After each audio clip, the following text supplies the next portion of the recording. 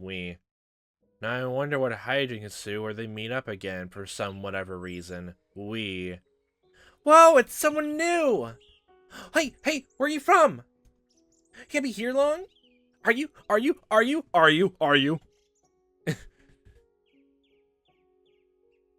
We hardly get ever visitors here, so they're downright awestruck by you. You'll be getting a lot of attention for a little, but please don't let it get to you. Oh, no, that's just fine. I'll do my best to get along with everyone. Yeah, sparking you that wasn't there yesterday. Anything particular that cheered you up? In particular? Well, once I decided I was going to stay here, I just sort of started feeling better about things. And I figured you couldn't stay gloomy forever. I see. Glad to hear it. It's all thanks to you, Amade. Amade? I keep forgetting how I pronounce his name now. God damn it. Amade. Amade. Let's go with that. Amade. You think me like that? Keep thinking me like that, my cheeks might get struck red. In any event, I said I'd show you around yesterday, so how will we do that? Lead the way. That said, we're a modest little village, about 100.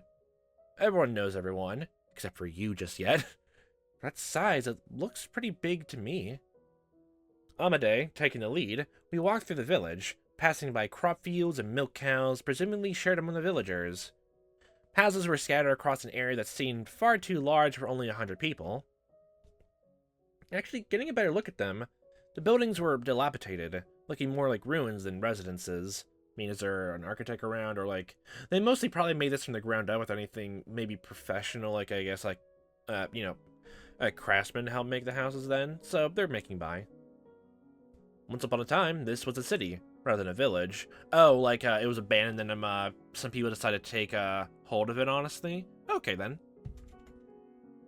When your ancestors lived here? Oh, no. We were drifters fortunate to come across some decent-looking land, so we stuck around. How do you know what it was like before, then? Books. There were a few stone tablets left behind, and based on what we were able to extract from the texts, this area used to be a large city with a booming economy rivaling that of the capital. There weren't hundreds, but thousands of people bustling about. Merchants from afar come in droves. Merchants. It was much like how the capital is now. Actually, this area is more open to foreigners. People of different races, speaking as many different languages. It was evidently quite the sight. And sound. I had no idea there was a city here. And that's what happens when the place is wiped from mystery. I couldn't tell you how reliable the tablets are. If we take them at their word, the city lost everything in just a single week. What? People, crops, livestock, all dead. The Great Plague famine just took over everything. The crickets swarmed over. The locusts were here to devour them all. Maybe it was just a natural disaster, a famine, a plague. I can't quite say for sure. That's what the tablet said, though. Okay, wow, immediately dark, immediately ominous. We've been cursed by the witch. Wow, just that one line, nothing else. Cursed by the witch. Well, look over there. You see the river? There used to be a magnificent bridge crossing it, but there's hardly anything left of it. If you continue along the path beyond the fallen bridge, there's a forest. That's where I found you. The deeper parts of the forest are so dense you can't see anything but tree trunks and leaves. It's an eerie place, wrapped in a cloud of darkness. To make it through that, there's a mansion, which is said to be cursed. Oh. The witch who supposedly destroyed the city lives in the house deep in the forest. She's been there for years and years and years. She casts her curse on anyone who goes near it. The city was so large the mansion was actually in its borders. My guess is the bridge was built to mark the road leading to it. Well, now as you can see, the bridge is gone, and the houses still standing are practically in ruins. The mansion alone looks just as it did back then.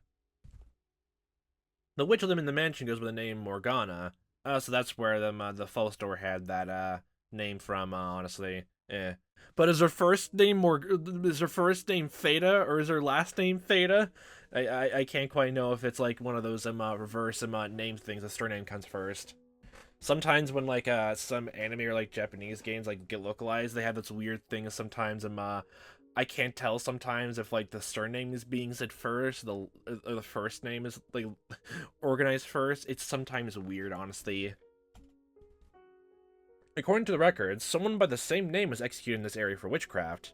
And some say her soul still haunts this land to its day, but we still get some pretty good crops. And even in death, she continues to bear her grudge against mankind. Well, who knows how much of it is true, though? Truth or fiction, the story has taken root in this region. The city's history may be lost, but the legend of the witch continues to be told. People have a tendency to keep stories alive that scare them. Yeah, that makes sense. Oh, sorry, I didn't mean to disturb you. Oh, no, I'm fine. You're best staying away from the mansion in the forest, at any rate. There's no saying what might happen if curiosity gets the better of you. I will take that to immediate heart. Better safe than sorry, if you ask me. Aside from the mansion, this is as peaceful a village as you'll find. I don't know where you come from, but I'm glad you didn't end up wandering up there. I know all about the mansion who lives there. I was there, after all, with Michelle for a full month. I don't remember any cursed witch.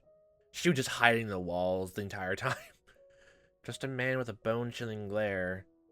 Maybe the rumors about a witch living there were spread by him. Or perhaps even his family. They made stone tablets and left in this town just for people to gossip about that? That sounds stupid. I could see them doing that. That's a lot to do, honestly, just for that.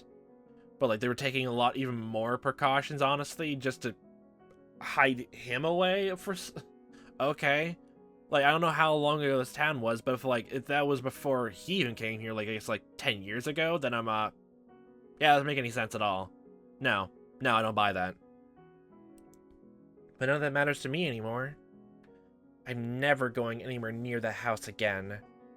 The witch's curse, Michelle, they're nothing to me. Good on you, girl. Good on you. With nowhere else to go, I ended up in this small village. There was no denying that there was very little to speak of here, but I found peace in that nothingness. I couldn't have been more blessed that such a kind man had found me and welcomed me into this village. The village ran entirely on its own crops and livestock.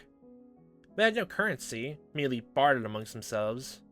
Come from a merchant's family, everything felt so new.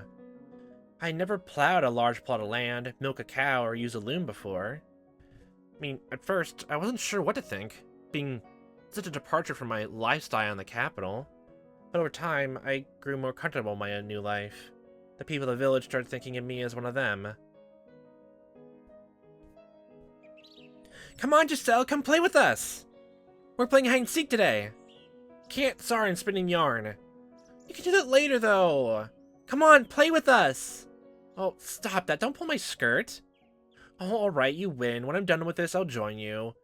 Hey, no ditching! We'll be down the square, okay? If you betray us, we'll know. We'll spread the gossip. Got it. See you there. Because I've taken quite a liking to you. Oh, Amade. You think so? Did I literally just mispronounce his, it said I pronounced his name again? God damn it. At this point, it's like this every time. God damn it. They've been incredibly lively since you arrived. Children are more sensitive than adults. Sensitive? They're very perceptive of how others are feeling. But, yeah. Yeah, I can definitely see that, yeah. If you begrudgingly play along, they'll pick up on that quickly. You like children, that's a wonderful thing. There's not a good woman in the world who dislikes children. Why, thank you. I don't think it's so much I like them, as I'm kind of like a big kid myself. I genuinely enjoy hide and seek. That's not gonna earn me any points. I like kids too. Watching them, it gives me faith that this world has a bright future. A bright future. Never looked at them that way. They seem to like you quite a bit too, Amade. Thanks. Well, I'd rather give my affection to my own kids. They get all the love, not those other people in town. Oh, you have children. How long has it been since she's been here? Wow, she doesn't know about that. Oh, heavens no, I thought that was obvious enough. I'm done with the future. Oh, okay then. You say you're gonna love your own kids better, but you don't have kids, so... I see. But knowing you, Amade, I'm sure you'll find someone right for you and have kids of your own in no time. It's not that easy, sadly. Even such a small village, there are no ladies who would take interest in me. Oh, you don't give yourself enough credit. I'm fully confident you'll find someone soon enough. Do you really think so? Absolutely. Just a merchant trader just comes walking all in. Immediately then. God damn it. Then perhaps you could be that person. Scandalous. Pardon?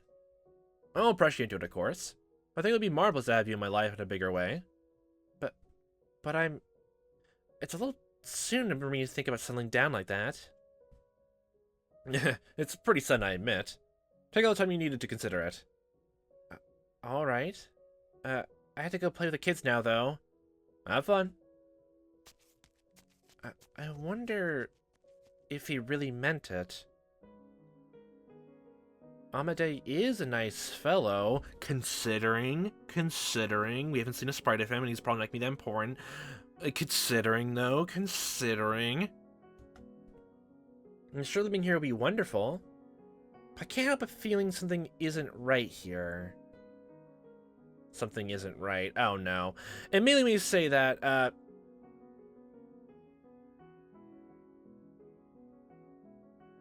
don't do another thing again where it happens all over again. I swear to God.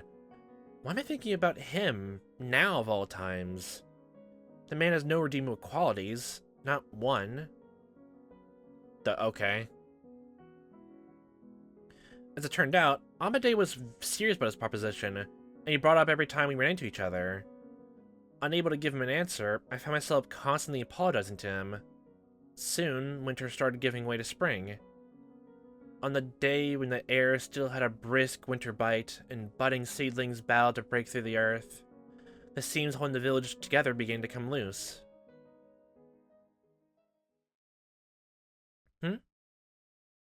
That day, the village men were gathered in the square talking. They all had stern looks in their faces. It was clear that something had happened. I obviously couldn't stick my head in, so I waited until they were done and caught Amade. While it was rather awkward, I was still more comfortable asking him for information than anyone else. Actually, with a judged look in his face, he started explaining. A lord found out about this village. What? And he said he's going to place his land under his rule. Assassination! Meaning he'll start collecting taxes. In addition, he's also demanding we pay 5 years' worth of back taxes for unauthorized use of the land. What? That's ridiculous! Yes, it most certainly is. We obviously don't have the means to pay 5 years of taxes. There's no reason to take over this village at all. We're completely isolated from the surrounding area, after all. But if we resist, he could send soldiers. Doesn't matter how absurd his claim to the village is, we had no choice but to comply. That's terrible. If only I could get a knife and poison it for you. What are we gonna do then? We're gonna do as the Lord demands. The 5 years' taxes will be paid in installments. Some of the men suggested we abandon the land and find somewhere else. But it would take time to cultivate the land and plant new crops. It's no trivial task. Some people can go out and, like, make a new town for that while you hold the fort here. Secretly. In secrets. We'll just have to make do with these changes. We'll use more of the land to grow and try to be more efficient. But will you help in the fields? Of course. This village is my home now, too. Thank you, Giselle. It will be difficult, but if we all pitch in, I'm sure we can get through this. I thought the same thing. If we all work together, we could make it through this rough patch. But the collection of taxes brought more than just a burden for everyone to share. It brought emotional strain and conflict to the village, too. Your family has more hands to work the fields. I have a sickly child. You expect me to work any harder than he is? I know you're hiding grain in your cellar. You have more than us. Let us keep a little grain. You have more. No, you have more. You both have more than us.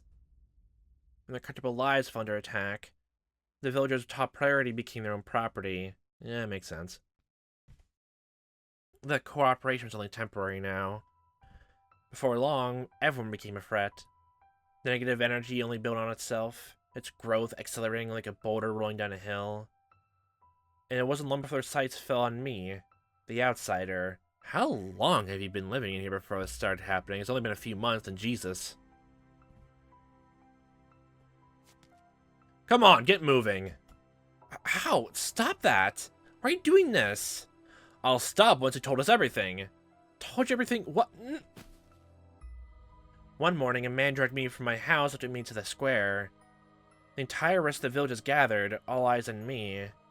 What? What's this about? Oh, don't play stupid. We all know it was you. Are you fucking kidding me? Me? The thief. Fuck you all. Amade? From the crowd appeared someone I knew quite well. The ever-affable village representative. The man who saved my life. But his eyes now... I thought you were better than that. What proof? Was contempt, anger, scorn. So different shades of negativity. I recognized what I saw in its glare immediately, as someone had been subjected to those looks before. But why? For what reason was he looking at me like that? I couldn't make sense of what was happening. If it's literally just an extension of, like, him not accepting you, just not knowing what to say to his own proposals, then wow. So just stood there stupefied. There's been a rise in reports of people having things stolen lately. This village is too small to attract bandits, though. Since the Lord now demands we pay him taxes, even the smallest item lost can have a dramatic impact on the family's living conditions. What you have done is no joke. But wait just a second. I haven't stolen anything. Why do you think that I... You haven't seen the act. Oh, is this becoming a witch trial situation then? What? So long as there's testimony against you, your guilt is assured. But who says they saw me? I didn't do anything, I swear. They're obviously lying. You're the one who's lying. Can you prove I'm lying? You've been playing us for fools this whole time. In what way? Everything was fine until you showed up. How long until after the Lord showed up then? We managed to not get found until you showed up. How long again was it? No, that's not my fault. Giselle, shut up. Apologize to the village and return what you've taken. Okay then, how about this then? Okay then, if you're so hellbent on it, where do you think we hit it then? That's a thing. Can you prove exactly when someone, like, doesn't know what they're doing? What can you say if you don't know genuinely? Tell me that. Tell me this. Tell me that. Amade, don't you believe me? There were multiple witnesses. So different people saw you stealing. I know these people long enough to be family, and I trust them like family. They're not liars. But, no, they're framing me. I didn't steal anything, I swear. Framing you? Now you want to put this on us, woman? Well, if you're going to put it on me, then it'd be fair to do it right back then, wouldn't it? That or someone is scamming you all. Unbelievable. Have you forgotten we welcome you into our village? And if you're going to do the same to usher it back out, then wow. Amate, please believe me. You of all people should believe me. You've been avoiding me of late, haven't you? Oh, because propositions and you keep asking about to be your wife, so, there's that. Explained, out of the way. Okay, moving on. What's the next part? What? Because it's something to hide, correct? Or she just didn't want to keep talking to you about, you just getting proposed, honestly, to be your wife, so, yeah, shut up. No, what other reason could you have to avoid me? Oh, I already explained it several times. You want to repeat on top of the rooftops, too? Why... How can he say these things? Why won't he believe me? Now return the things you've stolen. Things, wow, things have already said so quickly. Yay. I can't, I never stole anything. How's this a return something I don't have? I see. So you already moved the stolen goods. She said she doesn't have that anymore, folks. How should we deal with this?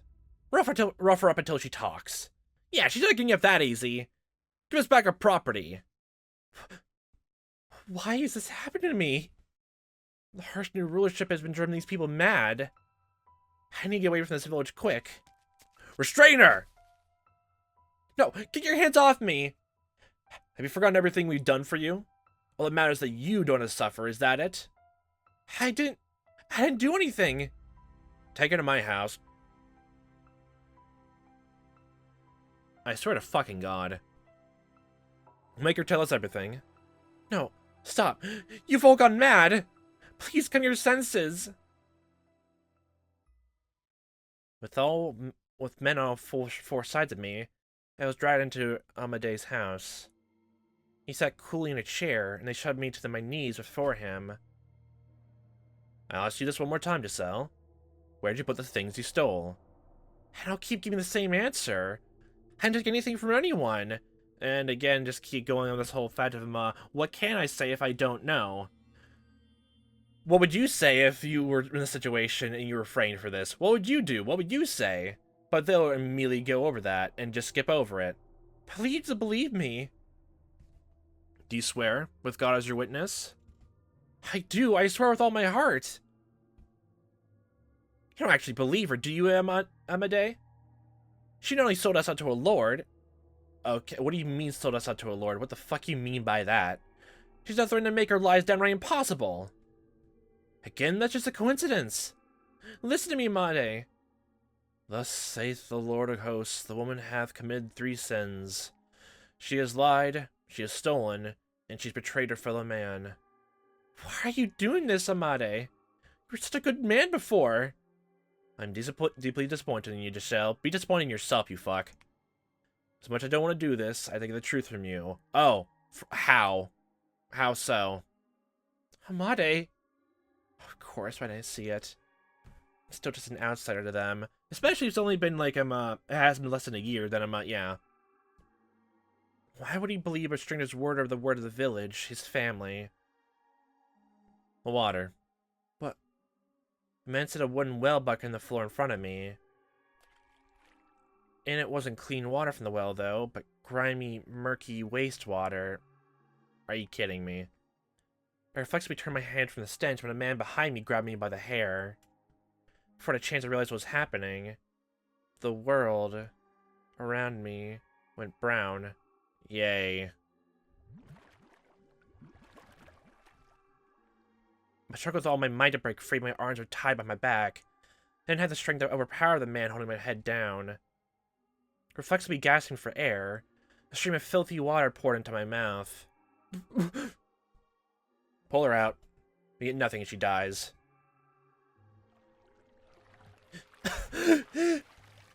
Put her back in, and keep at it until she decides she's ready to talk.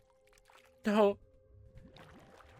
Man, in the situation now, just like start saying just a lot of different things, just keep saying it, and probably, what was it? Just keep saying, if I die after all this is over, and you find I wasn't part of it, your guilt will haunt you for the rest of your fucking days. That's a curse right there.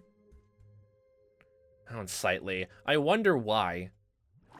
Fucking putting this on herself anyway. I think I ever considered marrying this woman. Wow, then you're just like a ray of sunshine then, aren't you, huh? How unsightly that you have all turned into more demons than anyone else here. As this game is going to use that definition, I'll do it right back. We can stop whenever you want, Giselle. All you have to do is just tell us the truth.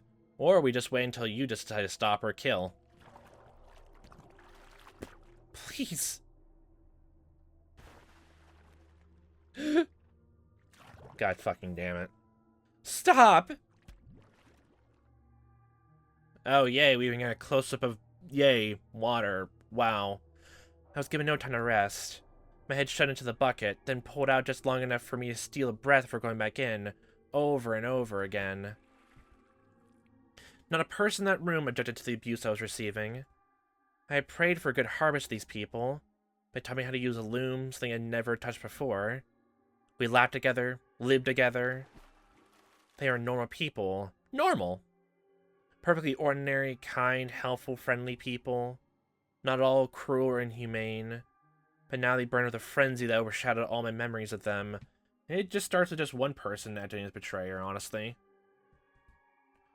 And every gargle, gasp, and grunt they got from me fueled that fire. Dozens of eyes, laced of madness, stared down upon me, rejoicing in my suffering.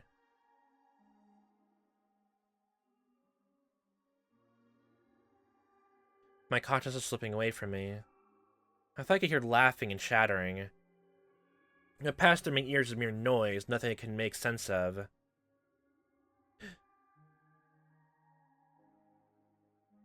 Stay with? Stay with me.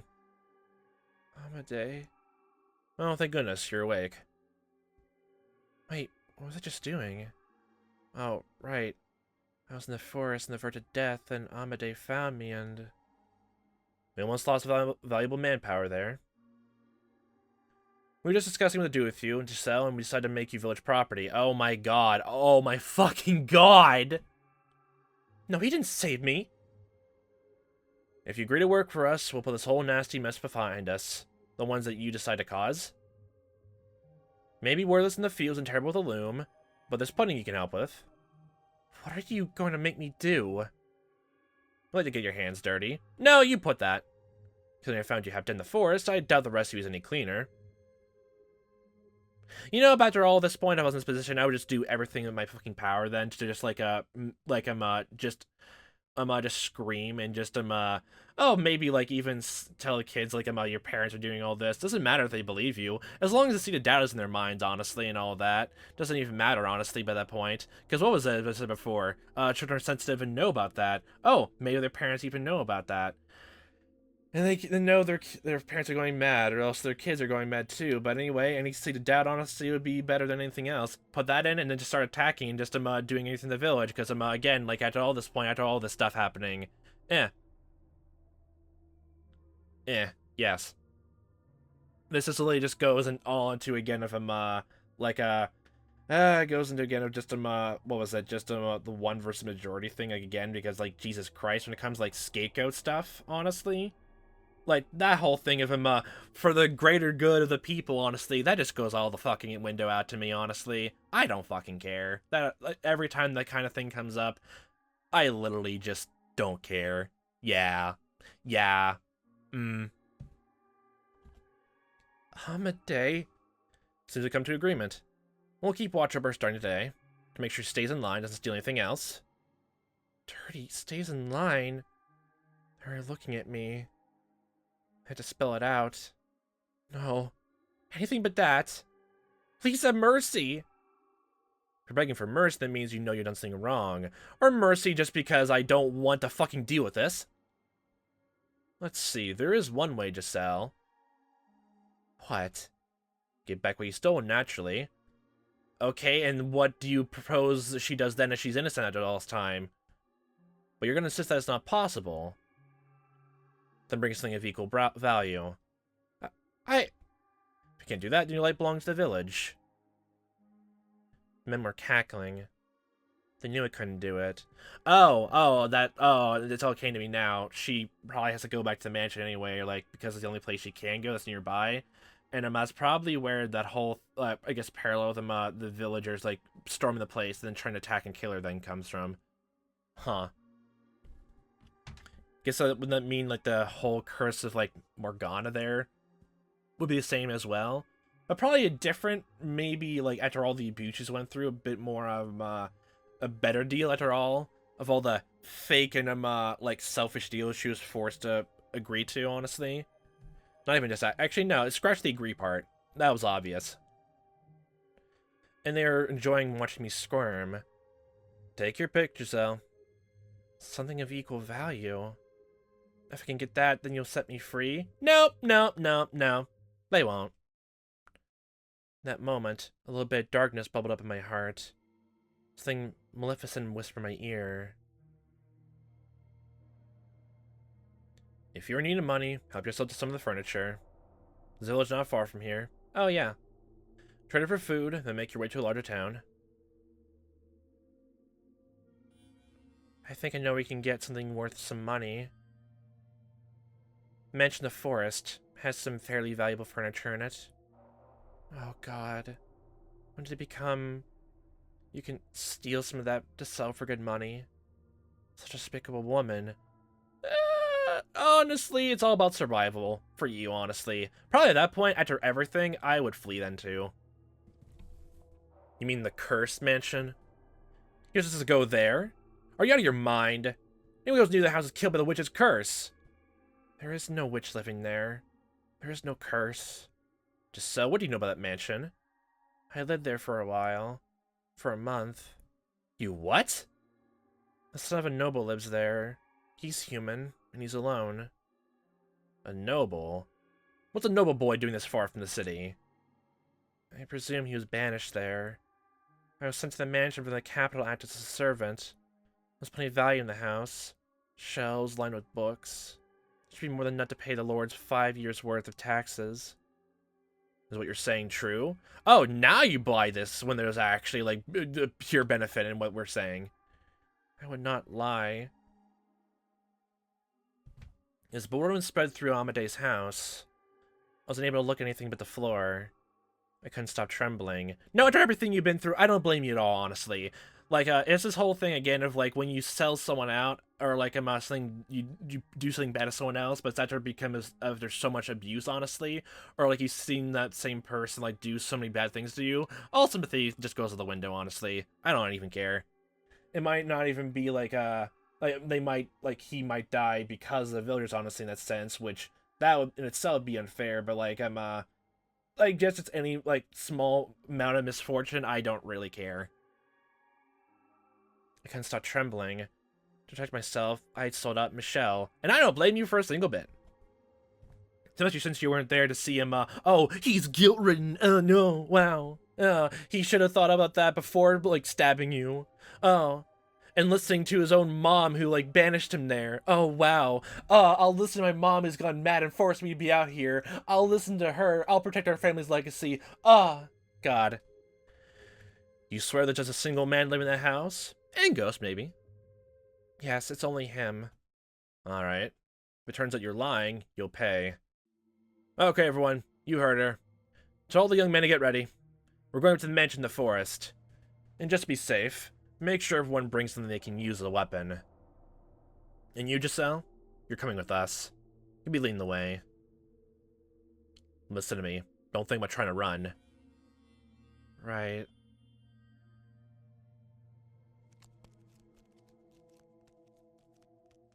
I only care about how Giselle makes out of this by the end, honestly. In the cusp of springtime, I found myself trekking through the dreary forest I thought I would never set foot in again. How had I ended up here? How come I could never manage to avoid getting myself in these situations? And who would have guessed that my reason for returning to the mansion would be to loot it? I prayed for God to show even a little mercy and ensure Michelle wasn't around. I knew the chances of that happening were almost zero. After several hours of walking, we broke through the thick woods and the mansion appeared before us. And by the end, Michelle was just gonna take her coming with all these people as he was right all along. Which, yeah. Who fucking cares at this point? Like its surroundings, the house was bleak and uninviting. Even the midday sun seemed disinterested in shining the light upon it. Despite, on the surface, there not being much anything impressive about it, the entire mob stood speechless before its overwhelming presence. But the men had weapons, and they were fueled by avarice, which gave them the courage to approach the place they wouldn't normally otherwise. Door open. Things barred from the inside. It would seem someone really does live in this cursed place. I'm honestly surprised. Even more so that it's not a witch, but just a noble. The door's old. We could break it down. Oh yeah, the busted down with yeah, all that. But this time, Giselle's on the other side of the door. Yeah, it's busted down. Hold on, there's no need to be barbaric.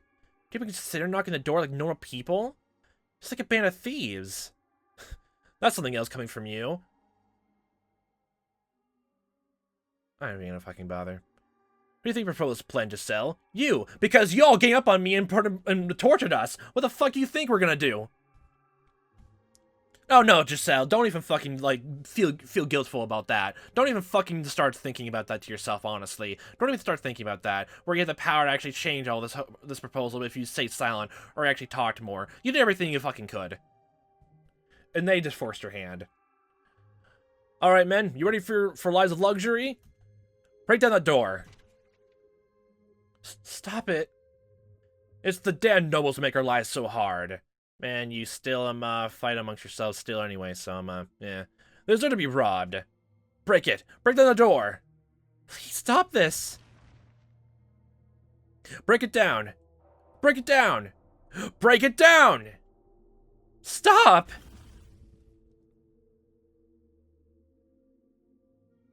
All the repressed emotions detonated. They battered the door again and again and again. In a few minutes' time, I was on the verge of collapse. They shouted and cheered and hooted like madmen. as my peaceful life came crumbling down around me. Growing lightheaded from the anxiety, I squeezed my eyes shut, unable to bear any longer, when the deep groan of a door opening echoed through the forest. It would seem you're not aware of whose house you're trying to break into. Hi. The world went silent, like time had come to a stop. No one could manage to say a word. Only stared at the men who appeared from within the mansion. Surely you know this place is called. Beneath the dizzying midday sun, he had bone-chillingly alabaster skin and long, nearly translucently pale hair. So surely you came prepared for what you would find. And his eyes were like two blazing infernos staring out across the mob. A demon? Well, there's a reflection, honestly. Someone muttered, probably unconsciously. He did indeed look like something not of this world. It's a demon! The rumors of this place are true! A cursed demon lives there!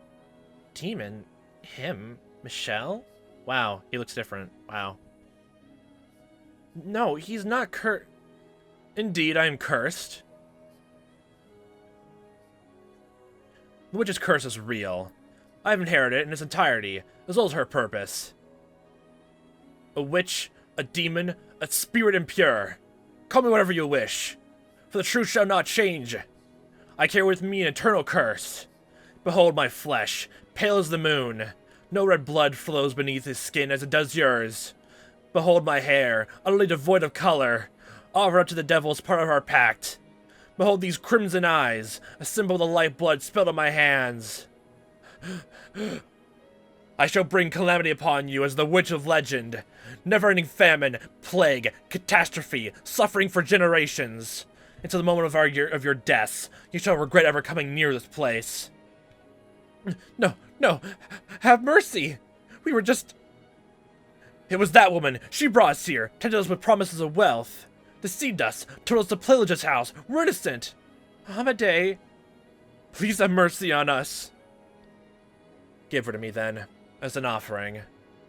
Absolutely, she's yours. This is probably even more worse, honestly. Torture however you please. I have one more condition. You never come near this house again. It'd be so much to consider it. You all die by my curse. I swear, we won't return. Run! Get out of here! My next question, honestly, from all of this is literally just... Oh yeah, I should probably say I'm getting goosebumps a bit, actually, by the way. Or I'm just a bit lightheaded from just saying all of that with such, it's such, what is the word? Pronunciation or outspokenness from his own voice. So, there's that. My next question, honestly, is, do the villagers clean Michelle, not Michelle, Giselle, sorry. They sound so similar, Michelle and Giselle. They're almost similar pronunciation. Wowee, golly gee willikers. Did the villagers, clean Giselle up before all this? That's the next question I have. If she's clean, I'll go with that for the rest of the story. And that makes things even more hard to, explain. So, yay. Without so much as a glance back, the villagers scrambled into the forest. And Amade, the man who rescued me that night, went right along with them. Okay, well, bye, you fuckers. Is there kindness in this world? If it wasn't corrupted by other things, then yes, there is. I wasn't sure what to think anymore. Don't think I'm helping you. His voice rained down on me, but I couldn't lift my head. There was such a gaping void in my chest. I had no idea what questions I should be asking anymore. What I should be angry about, what I should be sad about. Not even the first clue. Look at me. Look at me, Giselle. Oh, hi. Tell me, is it true you returned to the mansion to plunder it? That you brought these men here to rob me of my valuables because you tried to stab me? Answer me, Giselle. Yes, it's true. I persuaded them to steal from you. Are you really so desperate for money that you resort to looting? Just how low will you go? Not only do you seduce my father, not only do you go digging around for information about me, You brought a mob to this house. And then you were armed, too. Were you trying to get me killed? Because you tried to stab me? Answer me, Giselle! Honestly, this is one of those times where, like, letting all your anger out is probably the best thing, honestly.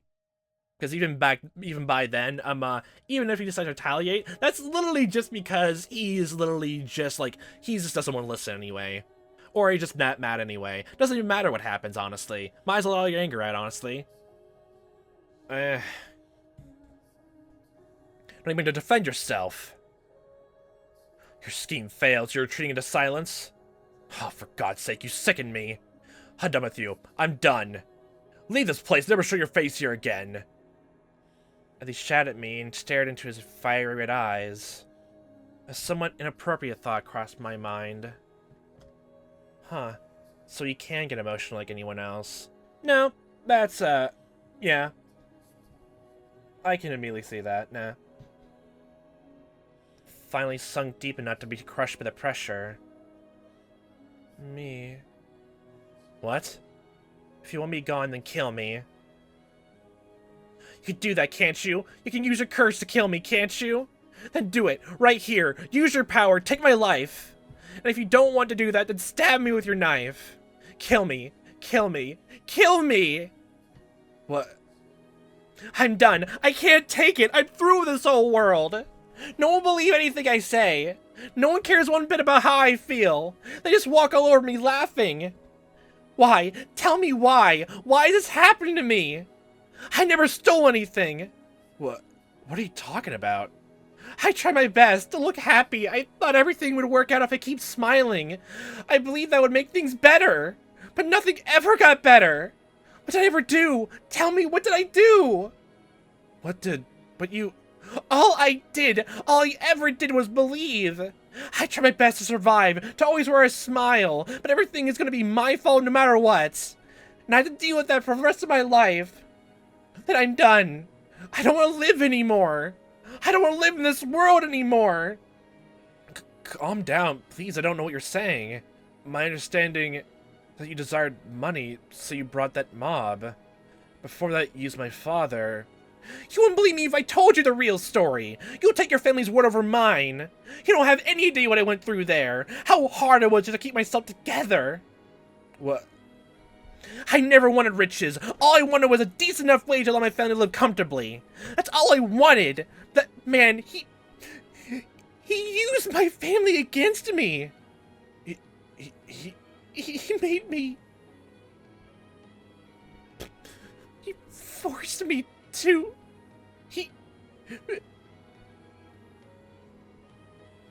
He raped me. What? Again and again, no matter how I resisted, he wouldn't stop. Again and again. He threatened me, beat me, cut me with a knife. Over and over and over again. What? My father raped you? No one would ever believe me. I did nothing wrong. You don't believe me either now, do you? So, I'm done. I don't want this body anymore. I don't want to live this way anymore. I can't take anymore. Help me, please. Just set me free. Kill me. Kill me already. Use your curse and kill me. Kill me! God damn it.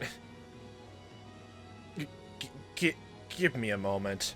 I need time to process this. Yay! I wonder how it was going through your brain the entire time she was gone then. Wow. You can do it, can't you? Then kill me here already. Kill me. Kill me now. Kill me, damn it. Give me time. We can talk this through. I want to hear everything from the beginning. Inside. Let's go inside, please. And talk. The light, hurts my eyes. Even the darkness was that long, honestly. I think any kind of form of discomfort, honestly, is well deserved by this point. And it still wouldn't be enough. Jesus. That was a door I might have best let stay shut. Not knowing the truth, would have been so much easier. I wouldn't have been made to shudder in disgust at the crimes of my own family. But if I hadn't opened that door, I would have lost everything, and you would have died. I can't tell at this point which is better or which is worse, honestly, at this point.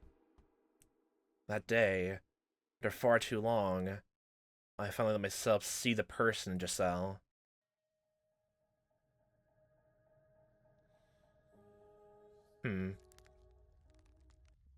Giselle didn't recover for some time after I managed to get her inside. Unsure what else I could do for her, I had her sit before the fireplace and wait in silence as she sobbed. I had no idea what one was supposed to say to someone who was crying. Was it normal to offer them a warm drink? It's probably a good thing to have them drink from all the, I guess, liquids you're losing through their eyes. I didn't know. I did know I need to reflect on the things she had said outside and try to make sense of them. And from there, calm myself down and prepare for the conversation we were to have, as unpleasant as I was sure it would be. A considerable amount of time later, Giselle's sobbing drew to a stop, as oppressive silence stepping in to take its place. Crinkling the fire too.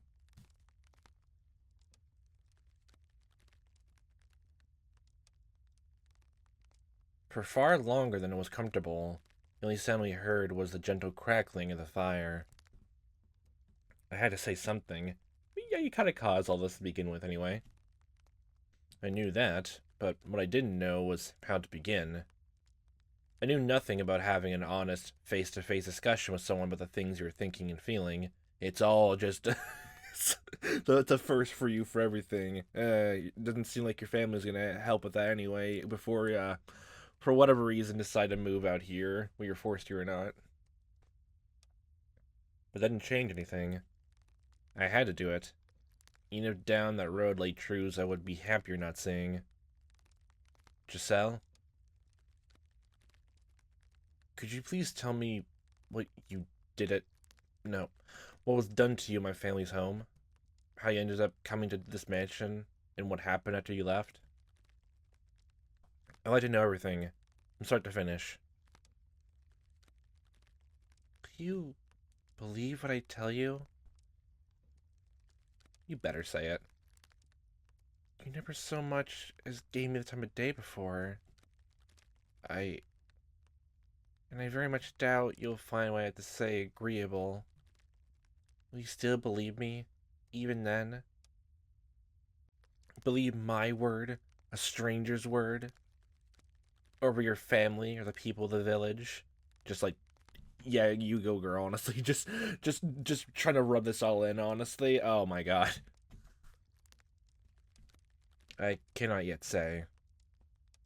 I must hear what you have to say to make the decision. I suppose it might be better than you saying you'll believe me unconditionally. Alright, I'll tell you everything. Just know that nothing I say is a lie. Understood. Giselle methodically recounted her tale for me. She told me of how she accepted an offer from the Bollingers to work as an abigail to earn money for her family. Of how my father, Antonin... Wow, that sounds the most pretentious name, honestly. Yay, nice. Had other plans for her. The things he did to her. She spoke dryly, simply putting words to each event, one after the other. I had already seen how she felt deep down, though. Had heard her pained screams, which were undoubtedly genuine. Didn't think she was trying to deceive me. That was the sound of old wounds being torn open. Even I could see that. Or perhaps my own experiences were what allowed me to see it. Regardless, I had realized too late. I should have seen it sooner. She described it all mechanically to remain detached from what had happened to her, to protect herself. Of that, I have no doubts. Still, the things she told me were almost unbearable, and even I had a difficult time accepting them. What was I supposed to do? I learned my father was a rapist. I was supposed to react to the revelation. What was I supposed to think? But the fact that his blood flowed through me, I repulsed myself. Do you want all the details? Not to that extent, just the ones that pertain outside of, yeah, what happened in the room. What do you mean? Of the wounds he gave me. What's the best way to phrase it? I guess, like, maybe just the wounds themselves, maybe not entirely how they're caused, I guess. I still have scars and the things he did. If you don't believe me, I can show them to you. No, that won't be necessary. I see. That's a relief. I don't think I could have handled that right now. I hadn't turned down her offer for her sake. I only did so because I didn't think I could take any more. I rubbed my eyes to protect myself. Why had I taken my mother's word? Brushing aside everything Giselle had said and done. Yeah, I wonder why. I wonder why. If it was forced out here, then I'm, wow, then you're just a complete bastard. I knew good and well my mother was no longer in her right mind, and even then you still did. It's like, oh my god, you just like you barely talk to this one stranger who you can tell is trying to be nice the entire time, even if you're a bit paranoid and just don't want to be around people, or believe your mom, who you know well and good from her own letters and what you seen yourself firsthand that she went crazy. Let's believe her first and foremost, though. Might only just be because, like, I'm a familiarity, honestly, and maybe that whole thing, but oh my god, I would still think there'd be a tiny bit of doubt running through, but no, apparently not. Why had I been unable to think rationally? Maybe a persecution complex? There were, I believe, several factors. My childhood, my past, the witch's whispers. Yeah, there's a few times, honestly, that, it seems like you're having a conversation with someone, including him, I'm not falling for anything, that kind of thing. That wasn't even brought up before, which I guess is what he was talking about, the witch's curse, honestly. I think it's where he's, like, only hearing about that. I'm hearing the voices in my head. They're telling me to be sad about myself. And above all, my own character. Consumed with distrust for everything. I had to face it now. Opened my eyes once more. Took at everything I had pretended away until now. I was not completely blameless for her suffering after all. Please, continue if you will. I left off at the point where the mistress discovered what was happening, I believe. I was sent to this mansion to atone for my sins. This is not even hardly qualify as even a sin. Sins that she didn't even commit. It was decided I would be sent here rather than being executed, which is what the mistress wanted. At first, I assumed it would be essentially a private prison, but in the carriage on the way here, I was given a letter. A letter? From whom? It didn't say, but your father was the one who ordered me here, so I guess it was him. The letter was very concise, simply explaining that there was someone already there. That Bollinger's youngest child. Didn't go into any more detail than that. But it did ask me to look after you. Do you still have the letter? I don't. The coachman took it back after I was finished. Thinking back on it now, that was rather strange for him to do. It was just a harmless letter, unless there was something else more going on between the words, honestly. It was anything but. What? Probably not even, it's not even just that, but like, they don't want to have any sort of like, paper or record given out to anyone about him being here, Michelle, honestly. If their family's that concerned about no one finding out about it to the point of having someone nearby to, like, just be there to, like, watch over him, honestly, then, yeah. It wasn't my father who wrote that letter. What? He believes me to be dead, so he would have sincerely thought he was banishing you to an empty house in a remote forest. The writer couldn't risk leaving anything that might suggest I was still alive. Then, who? My brother, I believe. Oh, okay. Either Didier or George's, but I would guess Didier. Your brother? Interesting names. Why would he... I do not know.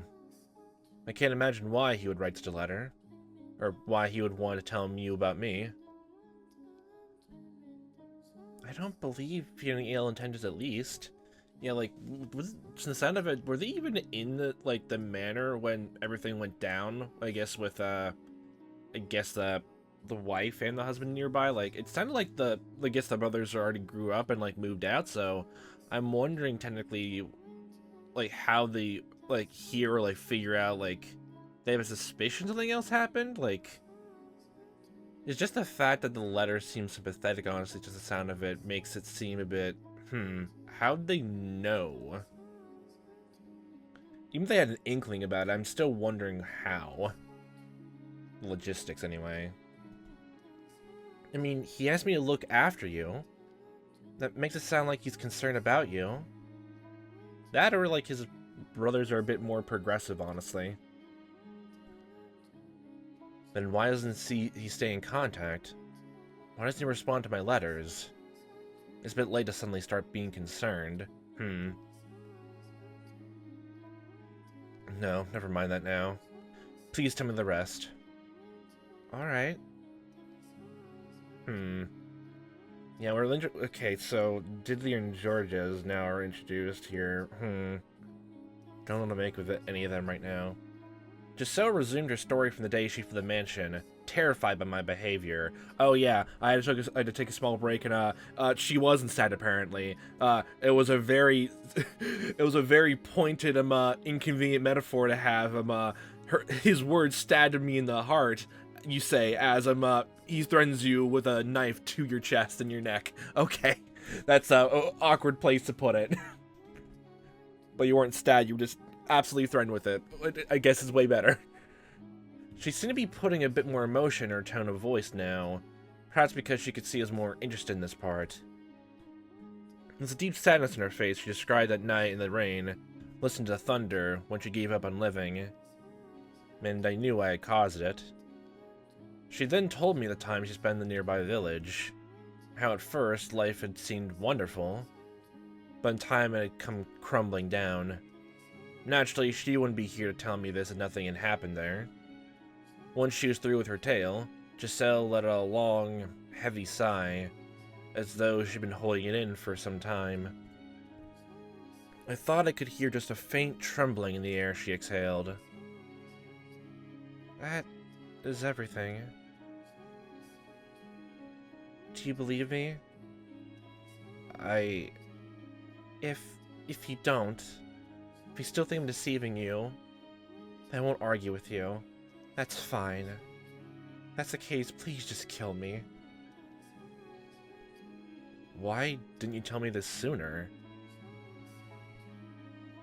I know I wasn't very open to anything you said, but if that day, when I found you in my room, you had told me I was mistaken, this didn't belong to my father, it might not turn out like this. Oh, with a knife right straight out to her neck? Oh yeah, I feel like she's definitely in the right position to both be literally as you should have already recognized before, she is averse to touch, and you were grabbing onto her and threatening her with a knife. 2-for-1 combo. A terrible combo. The knife. What? You were holding a knife. I can't handle blades anymore. Ever since what happened, they scare me to death. Just the sight of one in someone's hand, I start thinking they're gonna use it on me. I can't help it. I start shaking uncontrollably, growing faint of breath. The world goes white. I can't even form words. There's nothing I can do.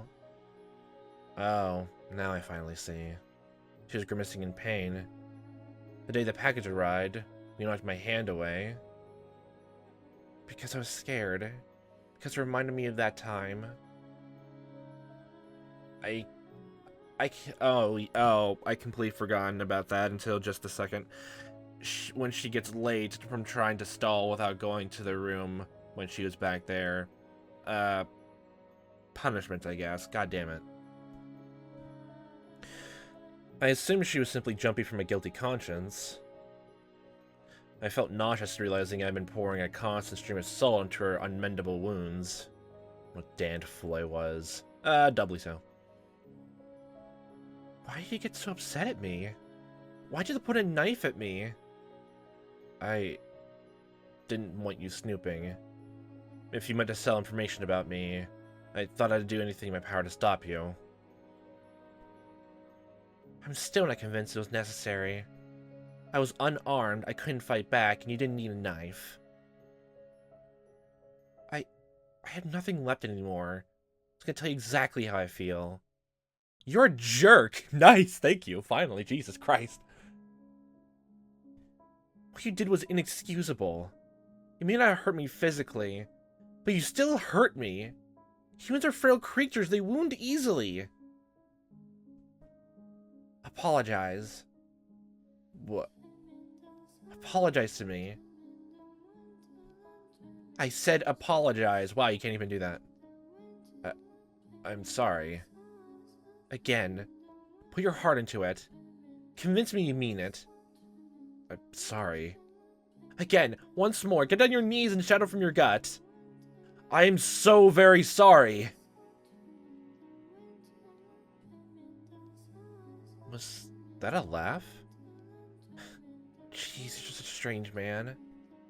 Strange? You told me to do it. Nothing's going like I thought it would. I figured even if we talked, you would just deny everything I said. I didn't think you'd actually listen to me. But you did. You listened. You looked quite distressed by what you heard. It's honestly the only least someone could do in this situation, honestly. Legitimately. I looked distressed? Oh, yes, you sure did. I wish I had a mirror to show you. Well, at least she's a better spirits now. I'm sure you didn't want to believe what I said, but you didn't want to accuse me of lying. You faced up to the truth and you apologized. I seem to have had the wrong impression of you as well. I didn't try to see you for who you were, instead letting myself believe you were someone to be afraid of. To be honest, I didn't like you very much. The feeling was mutual. Wow. But for some reason I don't feel that way now. Is it guilt? I need to apologize to you too. Apologize for what? I led the villagers here. I almost sold my soul to the devil. I would say to everything, honestly, before anything happened, yeah, no, I would have done the same thing, honestly, after all that, honestly, because I would just get pretty petty, honestly, after all that. Probably a bit more so, actually. I would probably get way more. I tried to sell you out to save myself, and for that, I'm truly sorry. I don't understand. What? Do I need to get down on my knees too? No, that's not what I meant. The blame falls on the villagers for falsely accusing you of stealing. You're a convenient scapegoat for the real thieves. They plan to take advantage of you from the start. That Amade was probably in on as well, to get back at you for rejecting his proposal. Yeah. Plus, giving the village a single target to let out their frustrations on would, in a way, help unify them. He used you to meet that end. In order to escape from their trap, you told them about me. But this was after I threatened you, causing you to flee from this place. You have nothing to apologize for. Exactly! Blackmail for blackmail, threats for threats. Fire for fire. Still, I still feel really bad about it. So, I'm sorry anyway. You're unexpectedly stubborn. But now that we both apologize to each other, we can call everything square. Square? I thought we were talking about circles here. Square. We were both in the wrong. So we apologized and we forgave each other. She gave a little smile. All I could do was stare at her, brow furrowed in perplexity, like I was looking at some bizarre fantasyland creature. The weight of our crimes is not equal. What I had done to her was so much worse. Furthermore, I am Anton's son. His blood flows through me. Can you honestly say you don't find me revolting? That you're willing to forgive me for that? I didn't think I would be able to. If I were her, my grudge would extend to all my family, everyone I'd ever come in contact with. I can. Except for, like, just those two that you met in the mansion. The wife and husband there. Definitely not. Definitely not. But, from the sound of it, the brothers weren't there, then, she has no reason to hate them unless, she heard rumors about them, which I guess would color that, I guess, a bit. If, like, all those are true, honestly, they visited a couple times before, then I'm, sure, maybe them hatred a bit, but, like, I haven't met you before, like, they try to hide it from you. Like, hide your existence from the rest of the world, so that means there's something special going on with you, so special privileges, special circumstances, and all that kind of thing. Although, you don't need forgiveness for being his son. Being related to someone who doesn't make you responsible for all their sins. Okay, thank you. Finally, there's someone who, like, says it out plainly. I hate, like, I've seen so many stories of the whole sins of the father tropes, and, like, the Gargoyles TV show did that a lot. Which, sure, it actually was a good conflict in there to use. Like, it's the whole thing of discrimination, stuff like that. Again, honestly, all just that again. Monster Hunters and all that, but, like, oh my god, does it get my fucking blood boiling, honestly, so much, so quickly. Oh my good god. It wouldn't be fair to blame you for that. You're curious. What? Curious about what? No, not that curious. You're a strange creature. That's a weird way to call someone, okay. I'm human, you know. Yes, I know you're human. Are you just gonna say I feel some kinship with you? I'm a monster, so I'm gonna call you a monster too?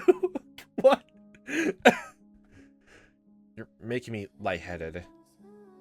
Is it a medical emergency? That's quite a leap in logic. Well, it's probably just over there hearing everything all at once, honestly. I'm, cognitive dissonance and all that. Headaches, there's that too. Oh, you know, I was just my low just a bit ago, but now I'm laughing again. It's odd. Never said I would recover at all. I was just as surprised as her. She'd been through hell, and she had more than enough reason to despise me, to shower with me with vitriol, but instead, she was smiling. And even more unexpected was the fact I felt relieved to see it. Again, the very bare minimum, I'll keep saying this no matter what anyway, until, like, there's further showcase of there's actually change going on instead. I really truly wish I'd gone to know him sooner. I mean, yes, I'd fled the mansion in fear of him, but maybe if I had just a little bit more courage. And to tell him the truth, maybe he would have listened. I let my initial impression of him solidify too quickly.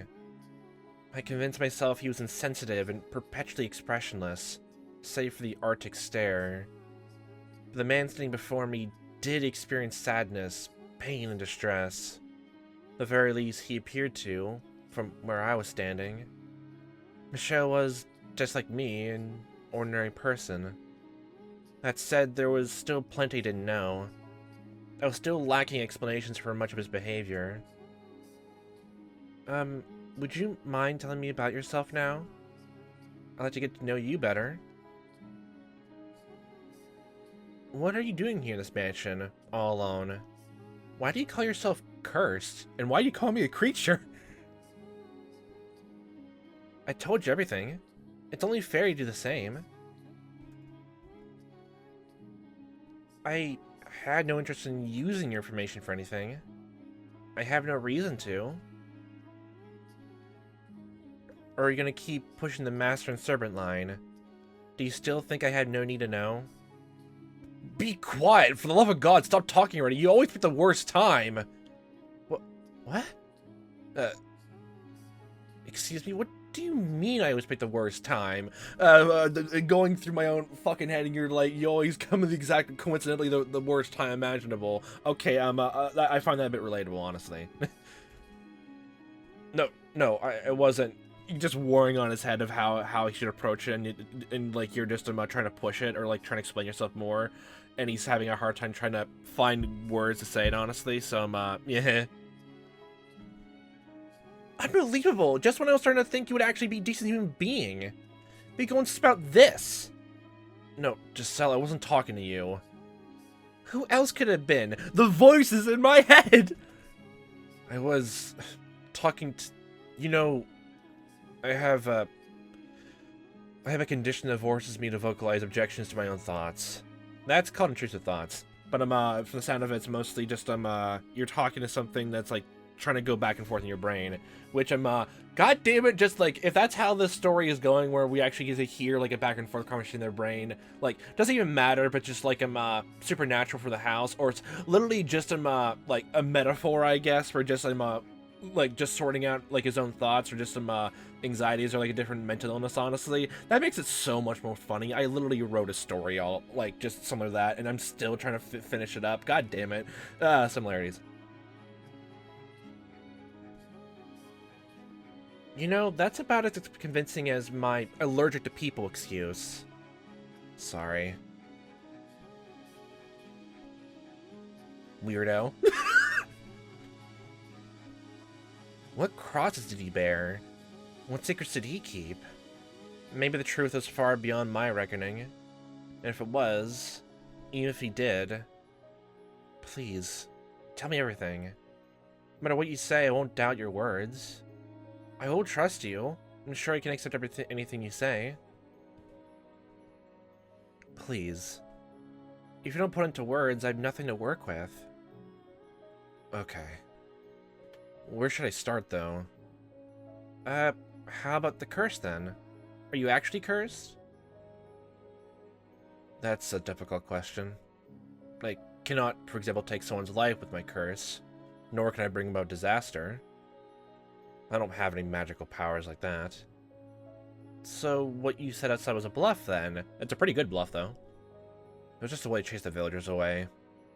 Well, you certainly put a convincing performance.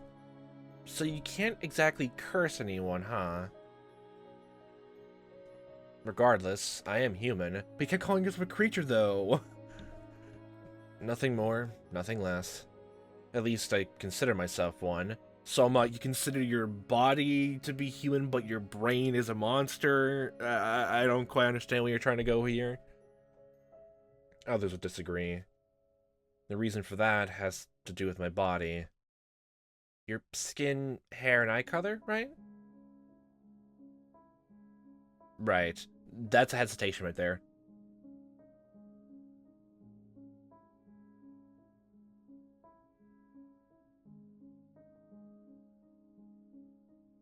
Seeing Michelle under the sun, he certainly wasn't what most people would consider normal.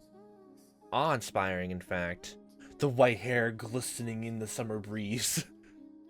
Giving birth to me, it broke my mother. Literally just from looking at you, honestly, just like that's enough to break her mind. Well, then she was fucking weak to begin with, then. Nope, I drove her mad. Not only do I appear inhuman... Well, sorry that you look different, honestly. Isn't there a whole thing that when a baby's born anyway, like, they have a different hair color, and then they sometimes, like, literally their eyes and their hair to, like, change colors, honestly, as they, like, get older? Like, what the fuck you mean inhuman? What the fuck you mean? It'd be a whole different story if, like, what was it? Like, it'd be a completely different story, honestly, if you look like some, like, demon, like, that's, like, when you just got born, honestly. That'd be a different story entirely, but, like, just like a normal person with different hair and, like, eye color? Oh, wow, okay, oh, wow, Jesus. While a little light through the window isn't much of a problem, I can't be outside, directly in the sun for more than a couple hours. When she realized I couldn't go out into the sun, my mother started thinking I was possessed by a demon. It still makes sense in the time period, though, but still, Vampirism, that's probably where, like, I think I mentioned before, it's probably where, I guess, the thing for vampires came in. People, like, actually, like, bringing that up, honestly. It makes sense, but still. So she banished me to this mansion until my curse is broken. That was 10 years ago. Just because you look different from them? That's all you need. That's all you really need for some people like that. Not even just looking different, but acting different, or having different tastes, I guess. And the family's reputation was at stake, too. If other noble houses realized they were giving refuge to an unholy creature, it would destroy the Bollingers. You saw their villagers reacted. They called me a demon when they saw me. I suspected the rumors of the mansion played a part in that. If nobody thought the house was cursed, they wouldn't have fled in terror. I'm sure you're afraid as well. You saw me and thought I was not of this world. I looked like a demon. I thought you looked like an angel.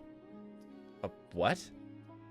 I at least thought you looked more like an angel than a demon. It never once crossed my mind that you might be evil. You were just a jerk to me, that was it. But I understand your situation now. Because of your appearance, you lived here all alone in the dark mansion for 10 years. Like, how old would he be right now? Because, like, does that mean, like, he grew up until, like, he was maybe, like, 13 or 14 and was, like, here? It feels like he's probably in his 20s, just in the looks of it.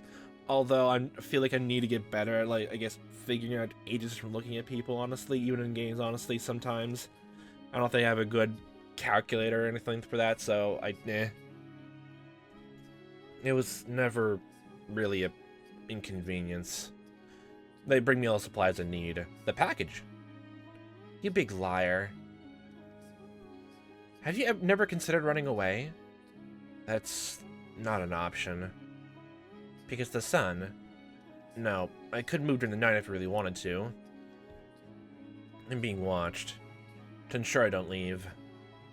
Watched? So that, and this is just realizing, that guy who was just in the house nearby, either he like saw those villagers like go by and decided to back off, or is like he just in his own house just doing whatever the fuck, honestly, and just like didn't even hear the commotion of a riot happening to the mansion, honestly, and just like, oh, just a normal splendid day, just me watching over a noble son, honestly, nothing else to it, having a grand old time, easy paying job, nothing to it whatsoever.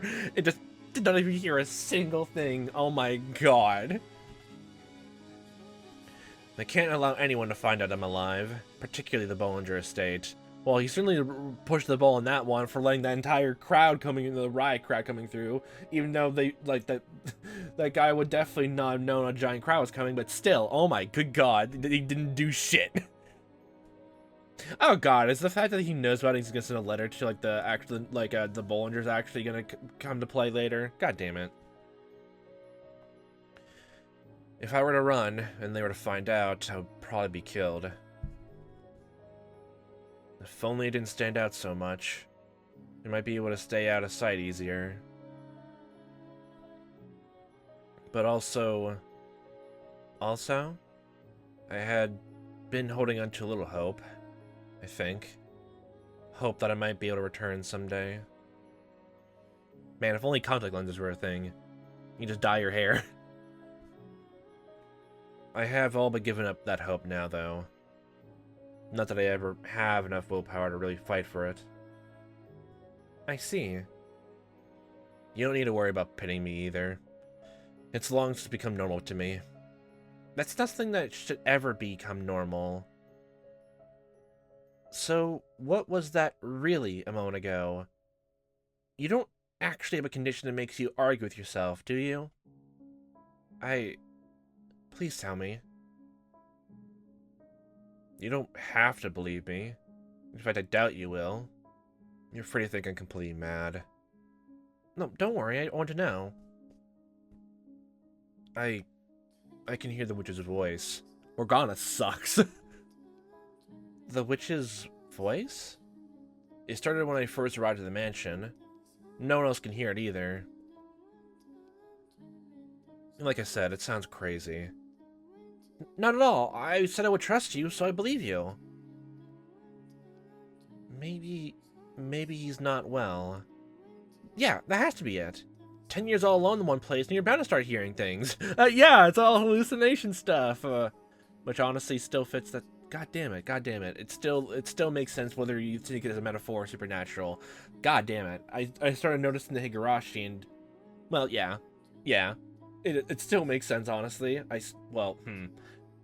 God damn it. I feel like I want to a whole, like, small segment with them, let's say with one character in a trash heap in later installments. Like, that definitely still crossed my mind, honestly. I'm not going to say anything more, mostly just, spoilers, even on a small, minute level. 10 years all alone in one place, and you're bound to start hearing things. He seems like a delicate person, too. Thinking about it like that, I'm starting to feel really sorry for him. Do I want to know what you're thinking? Just more pitying thoughts, honestly, in a sense. I'm here for you. Huh? I made my mind. I'm gonna stay here with you. Wait, what? Don't worry, I'll shout so loud you won't be able to hear that silly witch's voice anymore. Will you now? Well, if you hear it again, let me know. Understood? You don't have to be afraid. I never said I was. I just hated talking to that voice. Whenever you hear it, I'll be there with you, holding your hand. Well, we kind of took the extremely long route, but there you have it. It's a pleasure to make your acquaintance, Master. Master? Now, where should we begin? Oh, I know, supper. Are you hungry? What should I make? Make some soup. With cheese. Slow down, please. What is it? Is there something you'd like? I'm happy to accommodate. You actually intend to stay here? Again? After what happened last time? Because of what happened. Because of that, we finally be able to see past each other's surface. I want us to try again, from the beginning. And this time, actually try to be considerate of one another's feelings. That's a promise, Master. Alright. I can't stay here, right? I don't mind. I'm glad to hear it. Say, yes, Master? If you ever want something from me, could I please ask you to put into words? I don't have much faith in my ability to pick up on things. Yeah, that's probably another reason, honestly. If like you were a kid, honestly, you're pushed out in here, I guess social ability is not that good too. Yeah. Got it. Then that's something to start with. What do you say we open some of these windows and let the painful sunlight in? Open the windows? Yeah, we don't have to if you think it will cause you problems, but it'll be nice to get a little sunlight in here. Well, that's gonna. I'm just imagining how by the end that's how it turns away into something even worse, honestly. Because there's definitely a reason why Giselle, like in I guess the quote-unquote modern supernatural version of the Purgatory household did not want to tell this part of the story. So like it's something terrible that happens because something that happened to the both of them, or really something bad happened to him. Maybe to Michelle based on what she did, and that she just doesn't want to think about that. I mean, what was it like? At the end of the I guess the fourth door, the fake one. The reason that there was death that all to happen with just because the townspeople like finally like found like she could have been hiding the manor, honestly, then just went and attacked her and like anyone that was in the way.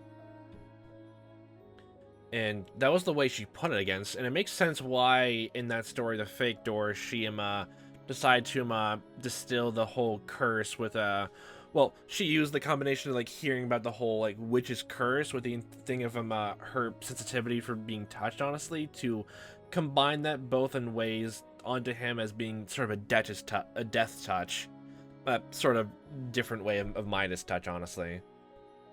It makes sense there, but like now I'm just wondering exactly how it's gonna go all toward again of something else bad happening. I still curious to know about everything about the brother. Like, I'm pretty sure I'm mispronouncing his name. Didier. But like, it's still curious to know a bit more about them, and then like exactly how that guy in the small house is gonna play into it. Because now I'm just wondering either something about his family is going to come into play and it's going to like lead to this another tragedy by the very end. Maybe an extension of him what is something with the mother, honestly. That or the townspeople come back into play. Maybe like seeing the windows like open or whatever else and noticing something else is going. So I'd like to put an end to this house being a dark, closed-up cave. I wasn't the one who barred the windows. You weren't? They were like that when I arrived. Made it seem like a very appropriate place to lock me away. Well, I am sensitive to light, yes, as I mentioned. A little sun through the windows shouldn't cause any problems. Alright then. Can I ask you to help me open them? Just as long as you don't take a nap in the middle of the sun, like the sun's beam. Don't act like a cat. Like a cat or a dog, just slowly just moving throughout the day, just like trying to be in the sun's beam, honestly. Just don't do that. Let's both line this place up.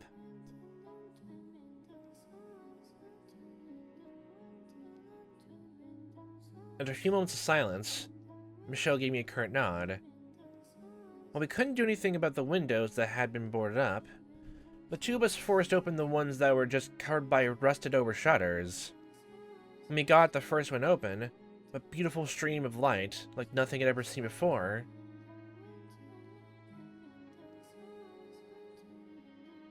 flooded into the dark mansion's halls. I had assumed that spring would never come. All we had to do was talk to each other, listen to each other, and everything else would fall into place. But it was that first step that was so hard. So much harder than either of us expected. I mean, yeah, this is another thing entirely, honestly, of, like, trying to speak out, honestly, if you don't think the other person will listen. Makes it even worse, honestly, if they've been regularly threatening the entire time, so, there's that. There is always that. There's always that. Or literally just every time you try to bring it up, it just, the conversation does not go well anyway, even if you're trying to broach it delicately. I don't even know how you can begin to, like, parse through that, honestly. I mean, the only thing you can do, honestly, if you want to make sure everything goes well, is, like, I guess push through that, but, like, if it keeps going to be that harsh, then, like, Trying to think of a way of, like, Because with everything that happened with her, honestly, like, the only thing you really could do in this situation to make it didn't go up to this circumstance in this situation was literally just to fight through it, but with everything that happened, it's understandable. And everything of how he interacted, it seemed like it was almost inevitable, that whole thing. Like, even if you tried to broach the subject, it never really would have ended up well until like, a situation like this actually reared up again where they were both on the same page and the same level, honestly. In some way. Without that, I don't even think it would ever go right. Unless I'm missing some things, but that's how I'm thinking of it. And now that the ice is melting, we had to treasure that. It might not have seemed like much to someone else, but to us, it was a huge accomplishment.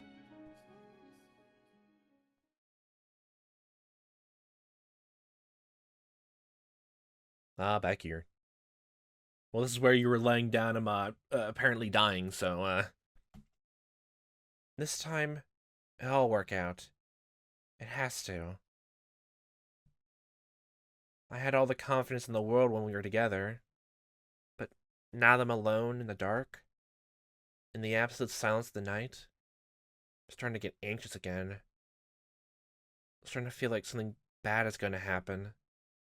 Like I'm going to mess something up again. We took a big step today, and I know I have to keep it together, to keep thinking positive. The goods you're after to sell are not cheap. Understand? Thus saith the Lord of hosts, the woman hath committed these 3 sins. She has lied, she has stolen, she has betrayed her fellow man. No, it's alright. It's okay. There's nothing to be afraid of, Giselle. Whatever happens, you have to hold fast to your faith in the goodness of others. You have no reason to tremble. Yes, come in. That's odd. I don't think I was hearing things. There's no one there. What was that about? Oh? A glass? It's wine. And it's so warm. I guess he heated in the fire for me? Oh, you could have at least said hi.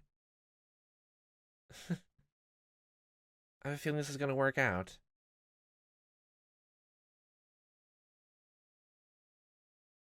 Well, at least there's some positive change, anyway. I don't think I've ever heard of someone heating up wine to drink, honestly. Okay, we're back to this now. Well, at least, it ended on a more lightly happier note, but it's gonna be another thing entirely of, like, how it just goes downhill again.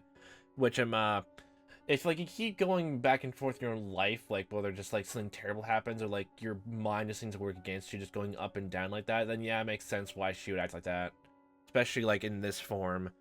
But the probably the most interesting aspect besides I guess figuring out what happened, what bad thing happens, honestly, to them by the very end, whether it's from the villagers who they decide to come back or like Michelle's family coming back into play, is that voice that Giselle like heard, like she probably like incorporated that with the witch's curse, maybe from Michelle's own like own head, like he hears the voice of the witch, but then it still comes to play that she heard it, and then in her fake door she made a deal with it, and that's her explanation for being here. That's not exactly really truly what's happened. So the light shining in through the windows is swallowed whole by the darkness. As the say, our time together never really existed. Well, it's always been like that. It's always been completely dark out there. We saw it, though. Together we watched the light crack open the darkness. I'm begging you, please remember. Please find yourself. Please, Giselle, don't let the things you felt, the warmth that fell over us, remain lost to you. I might have seen it. Seen that most beautiful light. Giselle. But are these truly my memories? Could they not be someone else's tale, like all the others we've seen so far? She was so bright and energetic, I'm neither of those. It's mostly just because of all the things you went through is causing you to have this sharp change. And still, I'm worrying my brain, honestly, going back and through, like, once again, if I'm, again, the entire thing of, like, what was it, like, embracing the truth, I guess? Like, still in the sense of, like, like, by this point, like, yeah, it's fine to do so. I was mostly just worried about that whole thing about the traumatic aspect, honestly. Like, I still think, like, you need, like, for that whole thing, you need to take your own time for that. But, yeah, if you, like, force it out, it's probably just gonna make things worse. Like, if you try to force it out, then, yeah. Like, it's a whole entire thing entirely just, trying to, like, sit yourself down and try to, like, make peace with it, like, quickly and immediately. I've been through that before, honestly, and try to force it like that, or, like, try to, like, push through it, honestly, didn't really help at all. Honestly, just, like, you needed time to actually sit through it. Yeah, and like just trying to force it all down wouldn't help that too much at all. Unless you actually try to be completely honest and like with everything, honestly, that's probably the only best thing. But if you really can't do that, then in the moment, then yeah, eh. Being a bit vague there, but I hope that makes sense. Besides, the maid needs not a tale of her own. What, have you not heard of the handmaid, the handmaid's tale from the Chancellor tales, the Canterbury tales? That whole thing about finding death and death will come to you thing. I probably missaid the name anyway. God damn it, it's been a while. This is not a story. These are memories. What, are we going with the fact that the last several doors were just not real entirely? Like, even if they are technically, like, real, like, memories, honestly, like that, they're just stories in a sense. They had nothing to do with the main plot? Okay. Mine and your memories. No one else's. It was all very much real. As were the kinder, happier days that came next. Kinder, happier days. Those words create a strange warmness within my chest.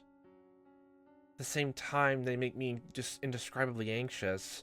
I can only imagine it's probably just because, like, so many bad things have happened that, she's now just needs to she still has to work through, when things were actually, normal-ish. That's also relatable.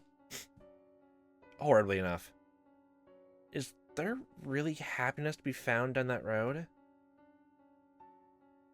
Even if our past doesn't lead to happiness, it couldn't be worse than where we are now. Come, Giselle. To the spring that made us more than just strangers.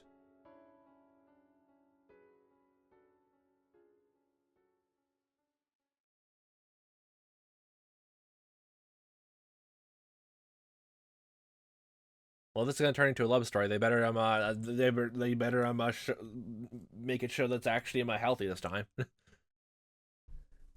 Master, come on, get up. Up with you. Master! What? See? What did I tell you? It's so much nicer in here with a little light. Morning? But wait a sec. Don't you hide under your bedspread. Get out of there. I'm fine with my room staying dark. What's she even doing in here? Oh, but Master, you agreed that I could open the windows. I did, yes. Not be your personal alarm clock, though. Don't worry, I put curtains up. If it gets too bright, you can draw them. I want to take the best parts of being outside and squeeze them all into the same few hours. You don't have to go outside in the sunlight for it either.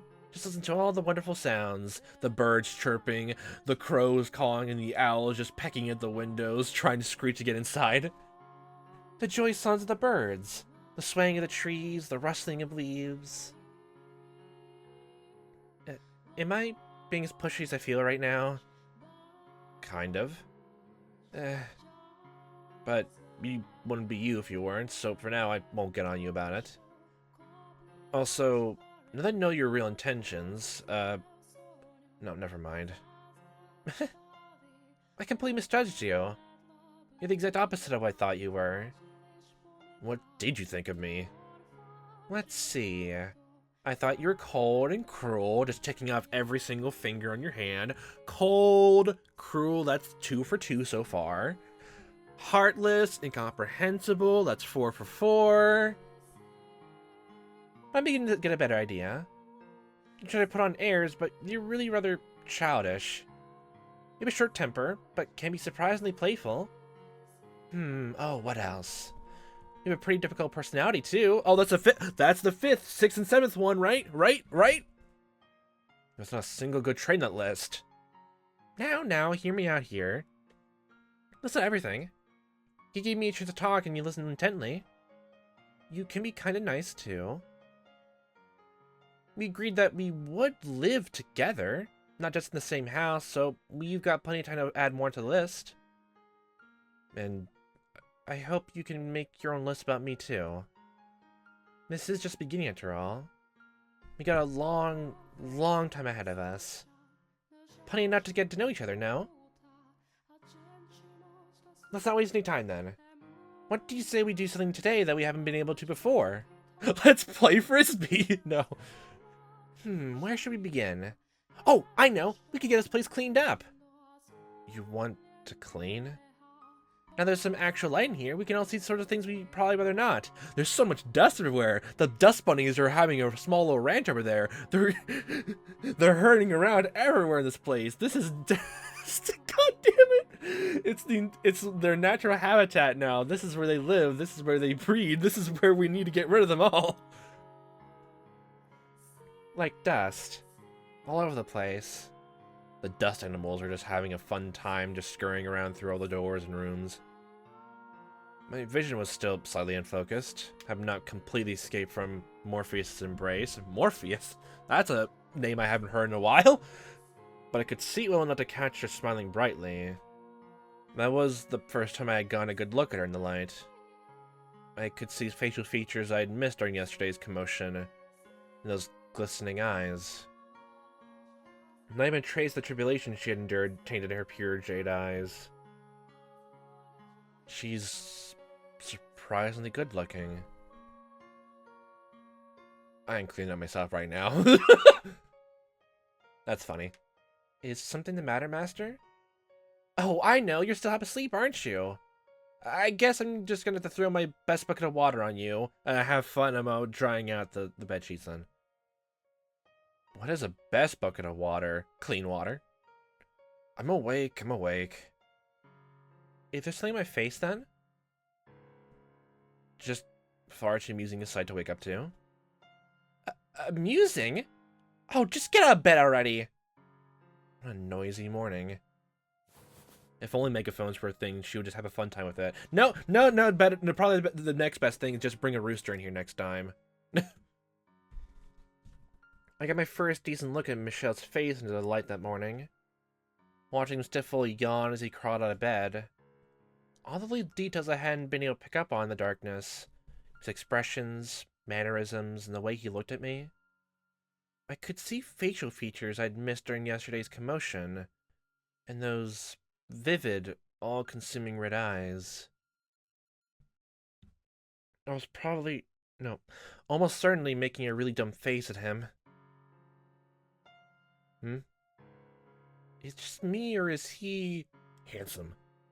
Kind of, no, very pretty. How could I have not noticed until now?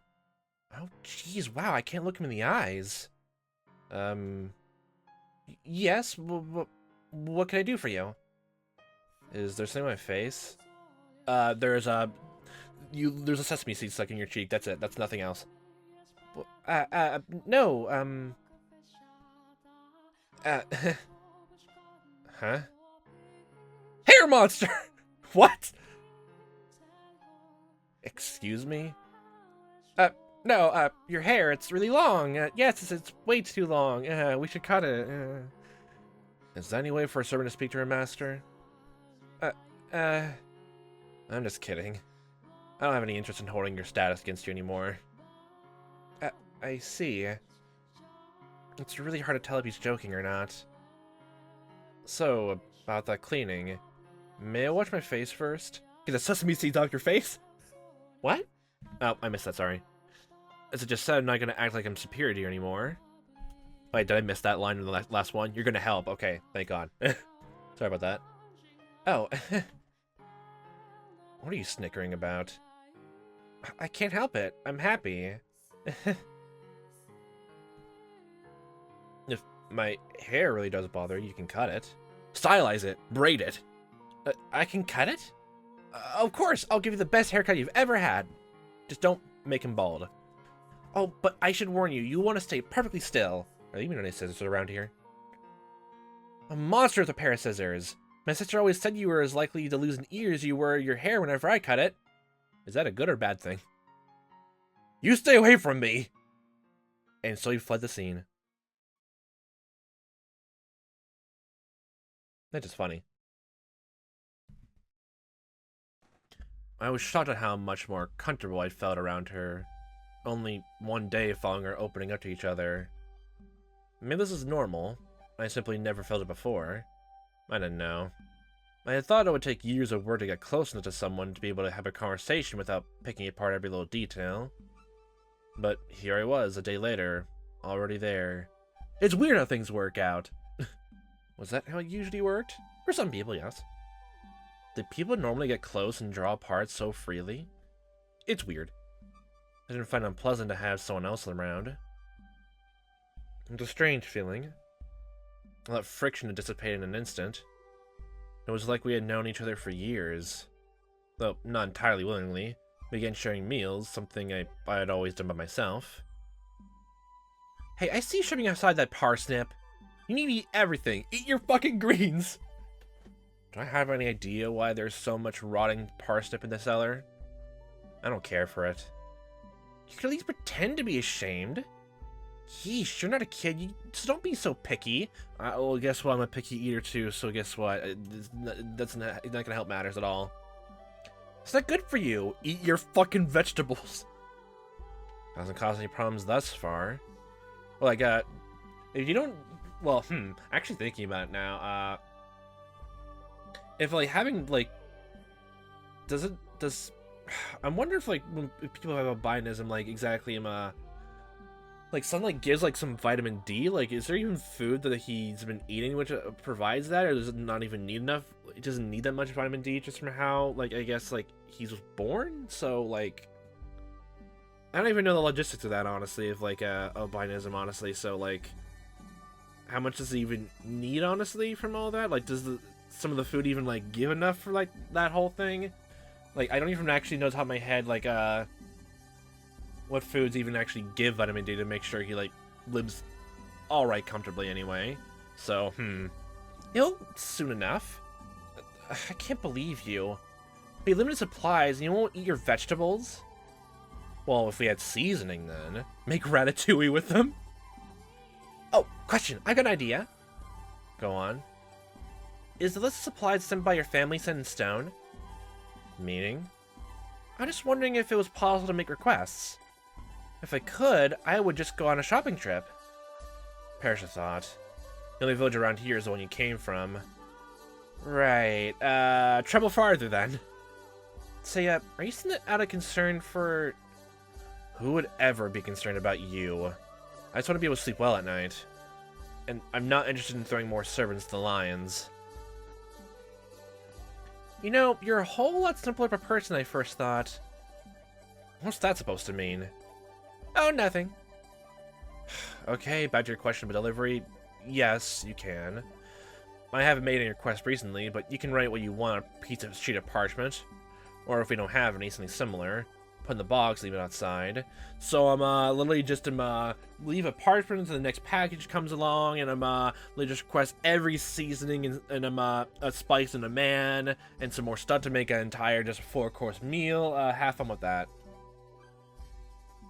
As long as your request is not completely unreasonable, it should arrive with the next package. Why, is something you need? Yeah, something to increase our selection of vegetables. And while I'm at it, if possible... Oh, actually, that's a secret. A secret? It's nothing too exciting. I'll see when the time is right. Surprises. Immediate next thought was, I need flour, sugar, and some eggs to make some cake, but like, probably some matches to put in the oven.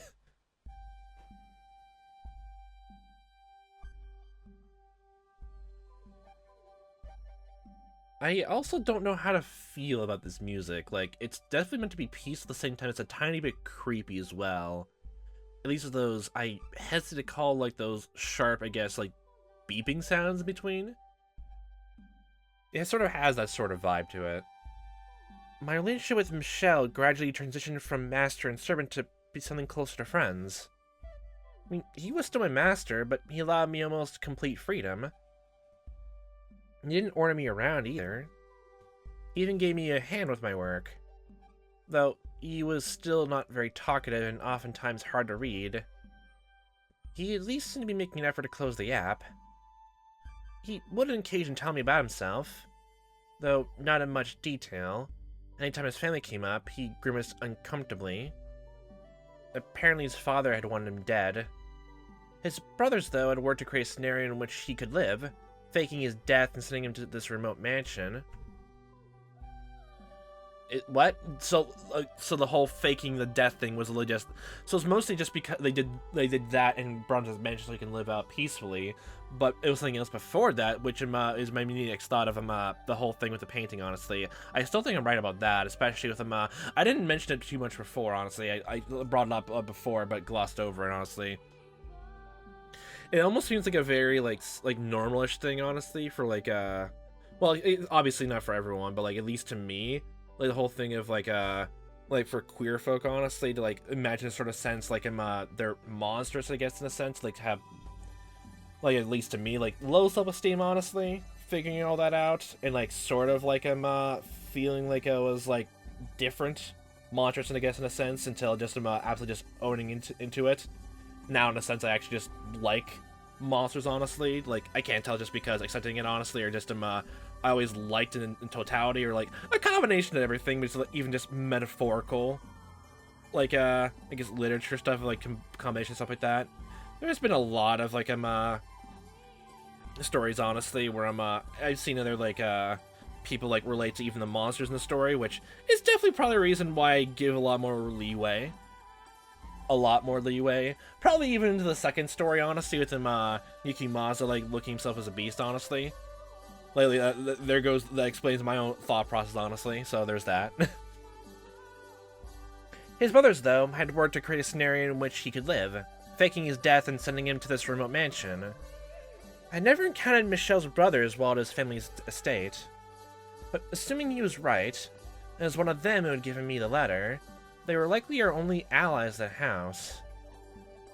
I don't know what he's thinking. It's been 10 years, Michelle had muttered. To which I replied, have faith. It was better to believe in something, even if it felt silly and unreasonable, than to lose faith in everything. Yeah, that's the thing, yeah, they were kind of to, like, fake a death, and, like, not send him letters back. But like, I don't know why about that part though. Like, they're willing to like send supplies back in secret, but not reply.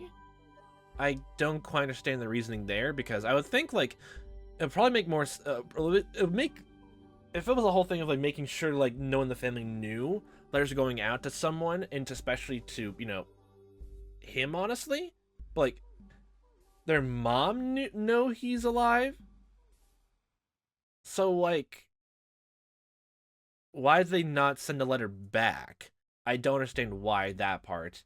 Especially since if they were trying to be mindful about that, honestly, then like I'm pretty sure a whole bunch of supplies like being sent to some random estate in the middle of nowhere that's pretty much abandoned would probably be a bit suspicious if anyone higher on the pole honestly hears about it. So like if they're trying to hide it from the dad, I wouldn't think that would be too much of an issue.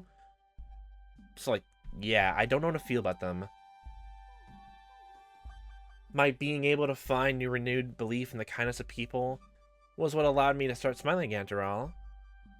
Because I was able to have that faith, I was able to enjoy life once more. It wasn't an exciting or thrilling life. It was a humble, simple one, with just the two of us. But I wouldn't trade that light for anything. Some people might think it dull or dreary, but it was ours. It's something you made together, honestly, instead of being forced upon you then. I'm wondering if, like, that's the, like, the more bluish, I guess, overlay in the background, something to show, like, sort of sense of peace, I guess, too. Master, I really, truly appreciate that you want to help with the cooking. I do, honestly, but... This is apocalyptic. This is mutinous. This is an affront to gastronomy. This is unearthly disgusting. Give me better ingredients. What? I'm not a bad cook. These are simply bad ingredients. If they were better, they would taste just fine boiled. Did you just try to boil vegetables? It's not as bad as you claim. Besides, you make a mockery of the culinary arts. I've been eating this for years. I don't see the problem. I've heard quite enough, Master. It's like I'm gonna need to put your taste buds through some intense rehabilitation. Give him cooking lessons. I had to teach him what real food tastes like. I swear to God, don't make those fancy foods, honestly. We're just a single slice of tomato on a plate. I swear to God, don't do that. Otherwise, he won't be able to appreciate it if I make him something really good. Like the next day, you just make the most tasty thing ever, but it's like he's so used to tasting terrible things that that's something that tastes actually good, then just tastes terrible in turn because he's not used to it. Okay. Hold the chair steady for me, will you? I'm gonna wipe down the top shelf. I can handle it. I'm tall enough to reach without standing on a chair. It's not as simple as just running a rag over it. I got practice, so let me take care of it, alright? There's a lot more dust than expected. 10 years of dust. I probably should have used something to cover my mouth. You're gonna want to hold your breath for this, Master. Alright, here goes. Cough! Wheeze! She's quite practiced. Is there any need for me holding the chair? Oh,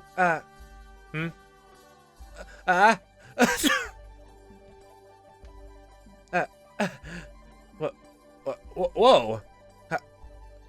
Hold the chair! And they tumbled over. Immediately getting reminded of that, well, kind of that scene from Doki Doki Literature Club, honestly, a tiny bit. Ah, you perv! You set me up! Go away! Get out! I'm so sorry. I didn't think there'd be that much dust. Thank you for holding the... Master? Your hand is... What? Your hand is, it's on my chest. Okay, no. It's definitely that whole scene, honestly. Well, not in that way, but yes. Okay. Okay. Normal, romantic hijinks. No, it was an accident. Right, it was. It's fine, really. It was my fault anyway. It's completely, totally fine. I can't even look her in the eyes. Could this be any more painfully awkward? So don't worry about it, Master. Honestly, I should be apologizing for subjecting you to that. That's easier said than done. I had to do something about the stifling awkwardness. So, about those books. For one, it was only for a moment. I barely even realized what it was. That's not the issue. I need some clever way to brush all this aside. Something witty. Something tells her I'm not bothered at all. I'm not that concerned. In fact, I see no reason to be concerned at all.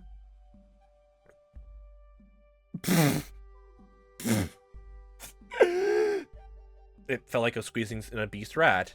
I don't know how polite that is, or even complimentary that is in any fashion sense of the word. I hardly even perceived it as a breast. That's even worse. Just leave. An obese rat? An obese rat. What? How oddly insensitive can you be? I'm gonna rip every last hair off your head. Let me the hair out of this. Okay. Jesus. You don't even need to worry about the scissors then. Say, Master, what did you do all this time by yourself? That's an exceedingly vague question. What do you do in your free time? Say, when you were really, really stupidly bored out of your mind, what did you do to keep yourself occupied? Meditate? Well, just how many times have you reached enlightenment? I sometimes played chess too. Against yourself? Wait, by yourself? Yes, I imagine how an opponent might react to my moves and play the other side that way. That's kind of depressing to think about. It helps learn more strategies, I guess, unless there's chess strategy moves in here. Oh, how about this, Master? Play a game against me. Do you know the rules? Oh, you bet I do. I do come from a family of merchants, so I keep up with trends and a know-how of all sorts of games. Oh. Prepare to meet your maker.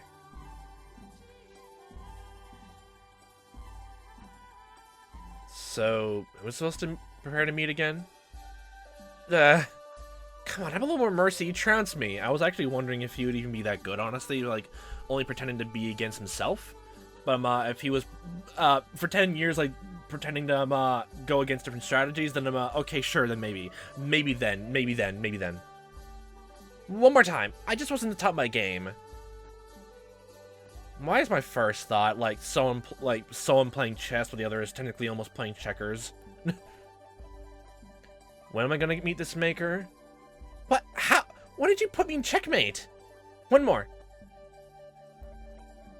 Hold on, that's not fair. Take it back. So this is what you do instead right here is you distract him and then start eating his pieces like a normal person would. To win. Please stop. Amateur. Can you just go a little bit easy? You never asked me to go easy. This isn't a game, this is a slaughter. This is a one-sided massacre. All the horses are bleeding out of the ground dead. How could you? About this maker. I'm looking right at him. That was actually kind of fun. No, it wasn't. It was miserable. Next time we're playing something fair. Like checkers. Such as... let's see. Oh, I know. Arm wrestling. What? Okay. Arm wrestling? Yeah, you sit across from each other, put your elbow on the table, grab hands, and see who can pin the other down.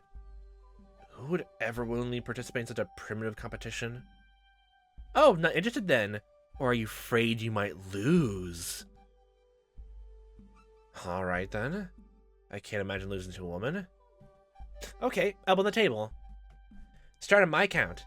Ready, steady, go!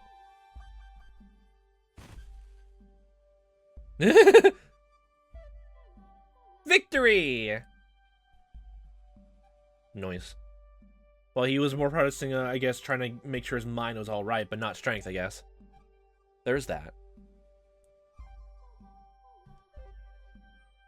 And how the time flies. That's probably where it comes into play of him, what was it, that...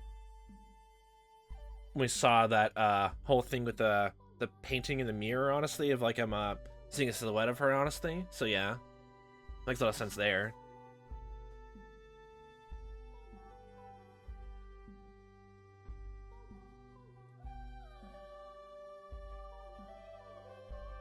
Just getting more and more comfortable with each other.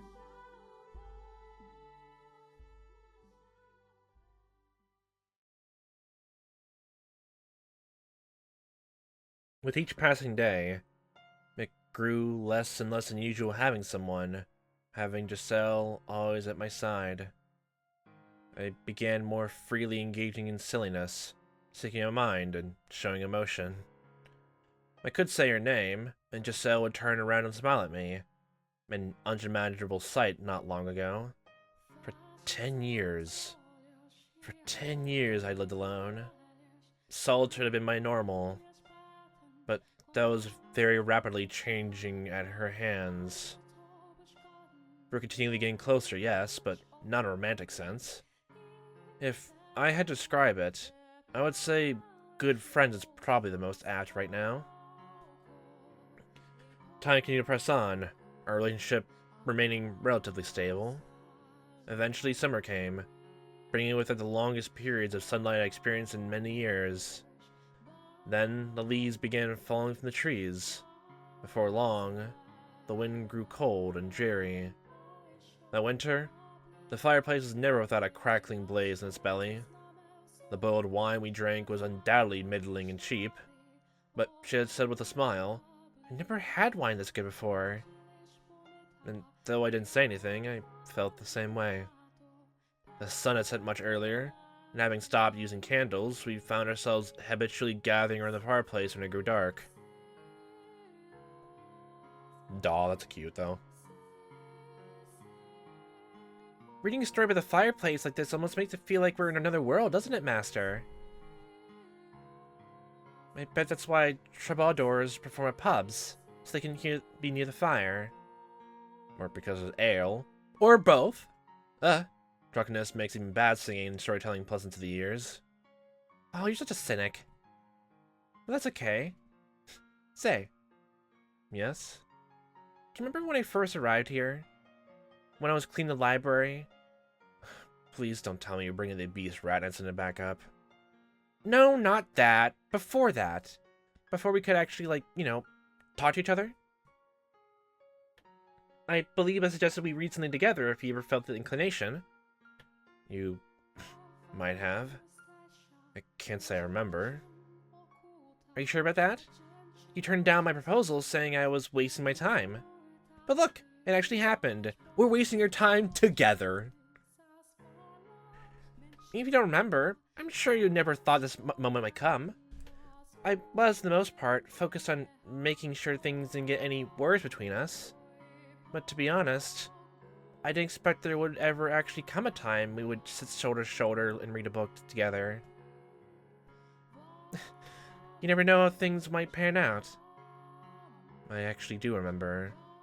Remember how I tried to push her away, how much I mistrusted her. I was nothing but hostile toward her. People change. And perhaps, if they can, so can the future.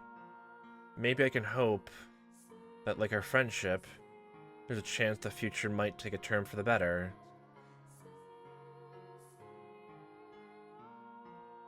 Isn't the matter? I don't care much for hypotheticals, but if by some chance I were someday people return to that house, should that time come, that house is home to her nightmares. If it didn't happen until after my father was gone, it wouldn't erase what he had done to her there. She acts like nothing is wrong, though. I don't know. Have her wounds healed, or do they still remain? They'll probably still be there, even after all this time. She should mostly probably get used to them at the very best, honestly. Should that time come? Should that time come, if that day comes, I'll do what I can to ensure you have a comfortable life in the city. Though I will not be able to inherit the estate, I can work something out. I see. Thank you very much. But if you would be comfortable doing so, I would be pleased if you were to join me. I mean, as a servant. As a servant? Yes, a servant. Yes, a servant. We're, short in hands, yeah. I see. A servant, you say? Do I really need to repeat myself? Yes, you said a servant, right? Yes, it's a servant. Alright, sure, I think I will. I would like to accompany you, Master. How exciting. I'm sure a wonderful future awaits us. I pray so. Now, back to the story. I believe we just gone to the port where the knight set out to defeat the monster and save the princess. I bet he was a big, buff, muscular knight. Let's not talk about how muscular he was.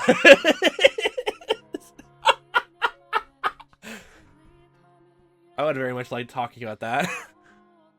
She let a gentle laugh, and I thought I smelled something sweet in her breath. Was it her scent? Or perhaps just my imagination? Had no way of knowing. She just get perfume, I guess.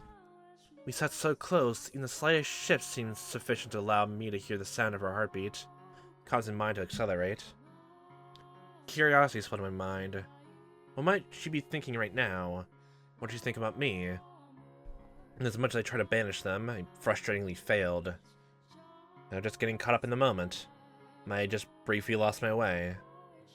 Though I tried to convince myself otherwise, it was all in vain. When had my pulse gone so rapid? When had my skin gone so flushed? When? How? Why has this happened to me? What are these emotions? They're alien to me! They're monsters! I thought I already learned my lesson about having feelings for someone else. Oh! Oh, okay, that changes things quite a bit then, huh? It happened before.